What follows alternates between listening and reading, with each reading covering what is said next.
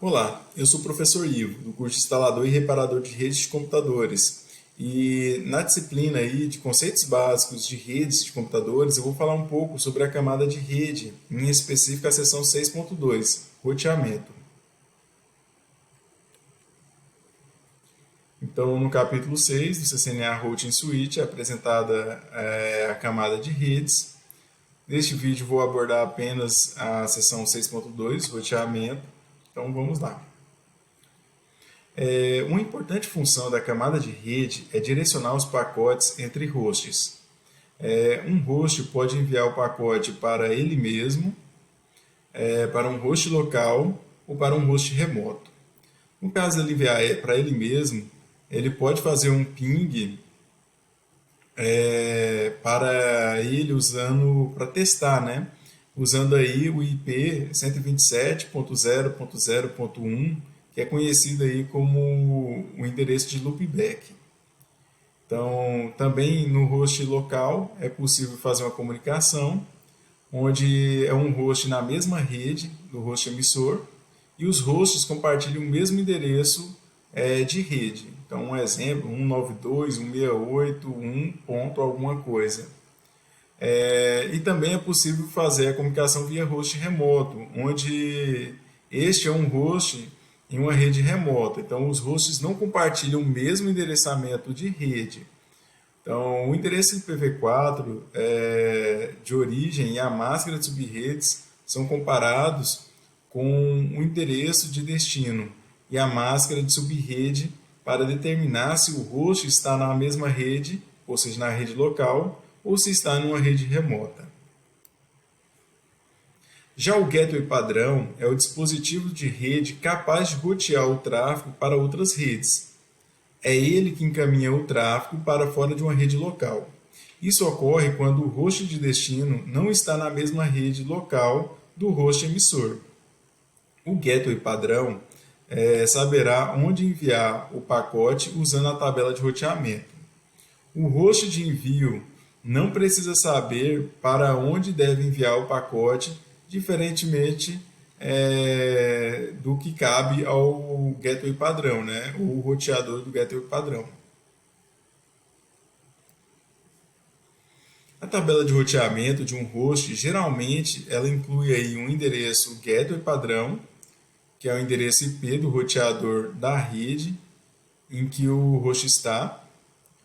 O host receberá o endereço IPv4 do gateway padrão, do DHCP, ou é configurado de forma manual.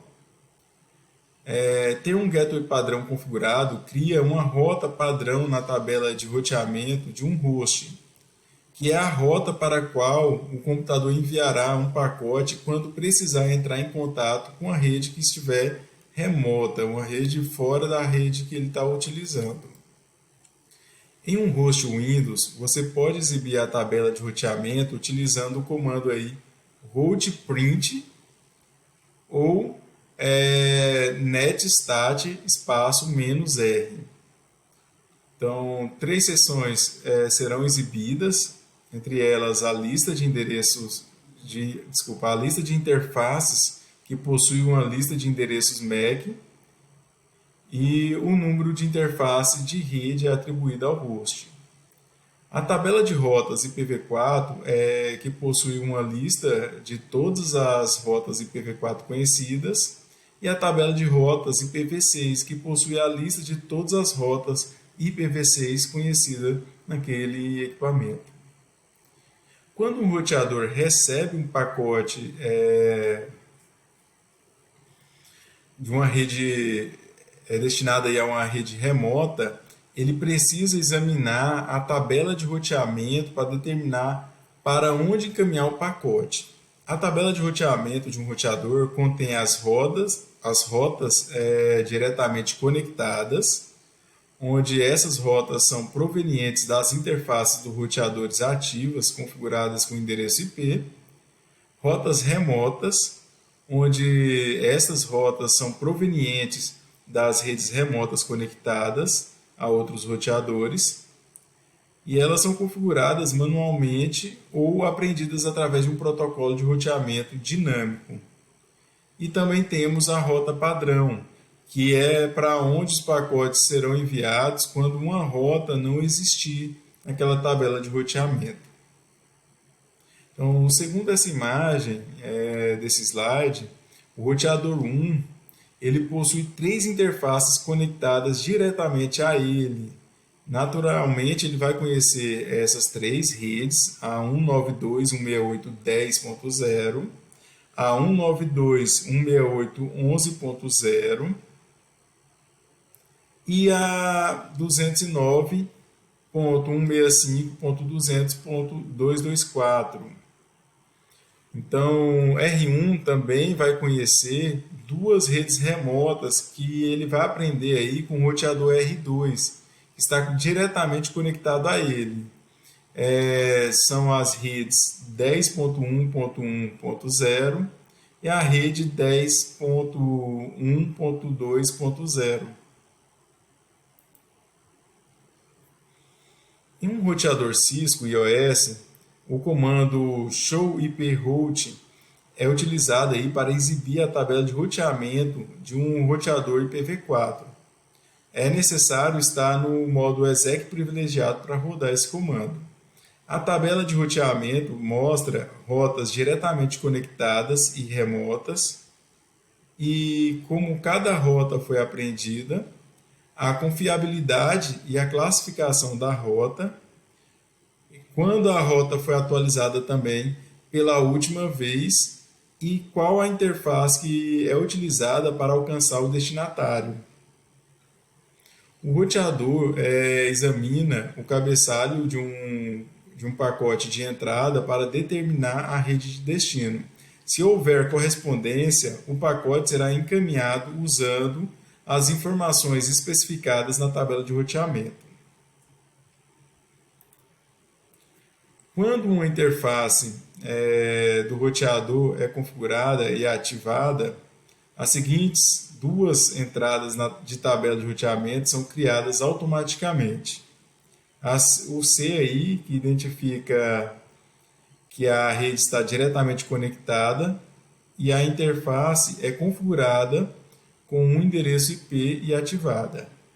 O L, que identifica aí que se trata de uma interface local, que é o endereço IPv4 da interface do roteador. O D, ele representa a origem da rota, que é como a rede foi apreendida pelo roteador. D identifica a rota como uma rota do EIGRP, né, que é um algoritmo de roteamento, ou por outro protocolo, né, de roteamento que você pode utilizar na tua rede. Bom, o 10.1.1.0/24 ele identifica a rede de destino. O 90 ele identifica a distância administrativa para a rede correspondente ou uma confiabilidade da rota. Quanto menor o número, maior a confiabilidade. Já o valor 2.170.112, ele representa aí a métrica ou o valor atribuído para alcançar a rede remota. Então, valores mais baixos indicam aí rotas preferidas. O IP 209.165.200.226 indica o próximo salto ou endereço IP do próximo roteador para encaminhar o pacote. Já esse valor 0005 é um registro de data e hora da rota que identifica aí qual foi a última vez que o roteador foi ouvido. E esse série /0/0 é a interface de saída dessa rota. Quando o pacote chega a um roteador destinatário, é uma rede remota, né?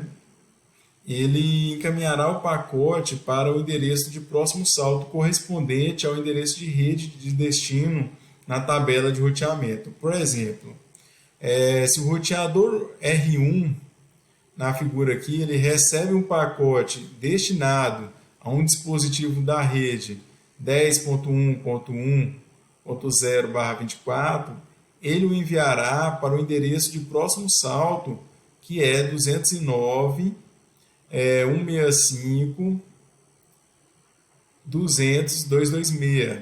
Observe aí na tabela de roteamento, não é definido um endereço de gateway padrão.